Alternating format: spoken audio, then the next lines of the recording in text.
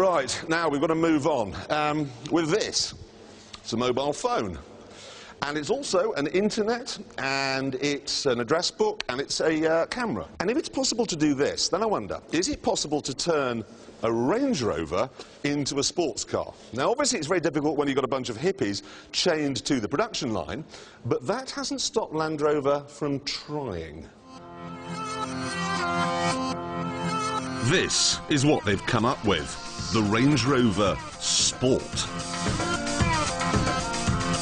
They say that making it was a challenge, and I'm not surprised, because things which are tall are not sporty. I know this. Even so, this new car goes from 0 to 60 in 7 seconds.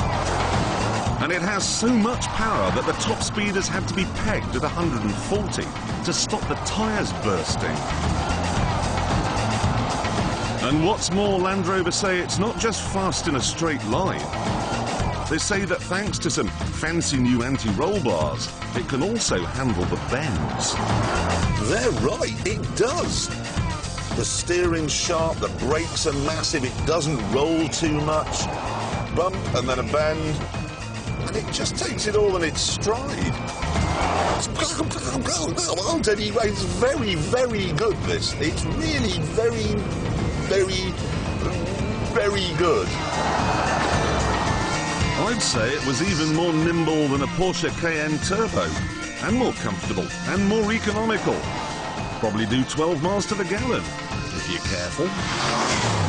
And then there's the driving position. See, in a normal off-road car, you sit up high and you have to kind of reach down to operate everything. But in this, I'm still sitting high up, but they've raised the centre console and the whole dashboard, so I feel cocooned, like I'm in the cockpit of a fighter bomber. We're now cruising at 35,000 feet, which we are. So, quite an achievement then, turning a mud-plugging Range Rover into a growling Nighthawk mud mover. Except they haven't, because this isn't a Range Rover. I know it looks like a Range Rover, but the Sport is 5 inches shorter and lower. The two cars don't share a single piece of bodywork, and it's the same story underneath. The chassis is from the new Discovery. The brakes are from Brembo. The supercharged 4.2-litre V8 engine is from Jaguar, and so's the steering. And it uses the same sort of suspension components as a Porsche 911.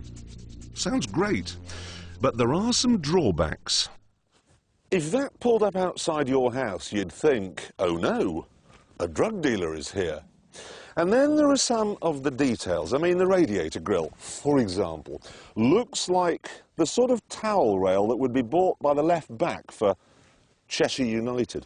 Then you've got this black stuff here around the bottom of the window. I know why they've done it, to cover up the fact the dashboard's been raised, but it's ugly. And so are the side skirts.